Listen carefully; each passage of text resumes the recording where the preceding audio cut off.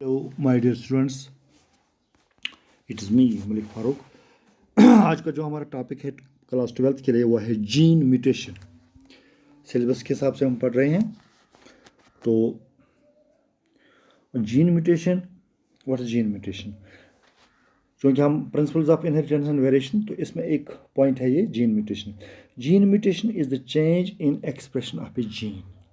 जब जीन के एक्सप्रेशन में कोई चेंज आ जाए, जब जीन अपने आप को जाहिर करता है, तो वहाँ अगर कोई तब्दीली आए, चाहे बड़ी तब्दीली हो छोटी तब्दीली हो, that's called gene mutation, which is caused by the gene in number, which is caused by change in number, sequence and types of the nucleotides।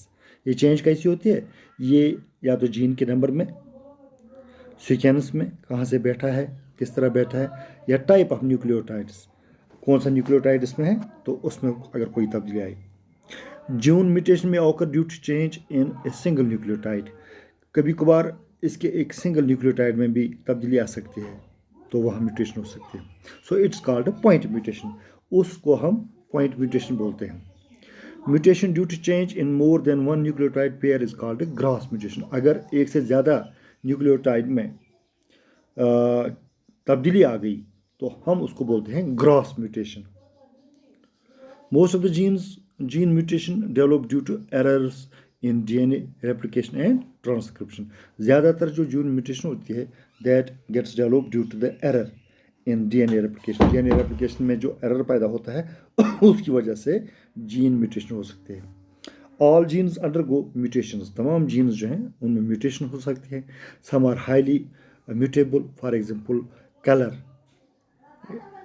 gene in maize, others are really mutable, for example vaccine for maize endosperm। so gene mutation की भी किस्में, कोई mutation ज़्यादा mutable होती है, highly mutable, कोई rare mutable होती है।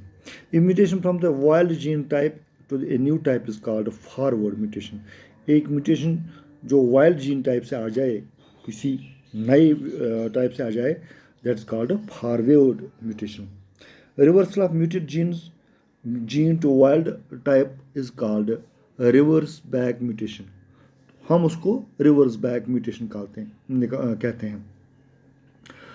Gene mutation affecting somatic cells is called somatic mutation. अगर जीन म्यूटेशन से हमारी सेल्स पे कोई फ़र्क आ जाए तो हम उसको सोमेटिक म्यूटेशन बोलते हैं। It may result in expression of two phenotypes called chimera. Mutation occurring in the germ cells which is transferred to the progeny is called germinal mutation.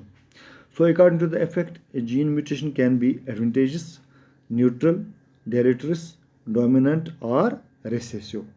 A mutation which does not cause any change in the product is called same sense or silent mutation. वो mutation जिससे कोई तब्दीली ना आ जाए, कोई फ़र्क ना हो, उसको हम silent mutation बोलते हैं। Mutation involving change in one codon and one amino acid in one protein is called missense mutation. A mutation which brings about early stoppage of polypeptide formation is called nonsense mutation. A mutation which brings about early stoppage of polypeptide formation is called nonsense mutation.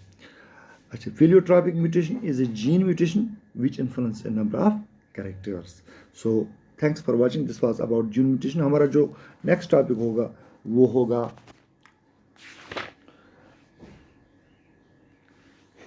Human genetic disorders.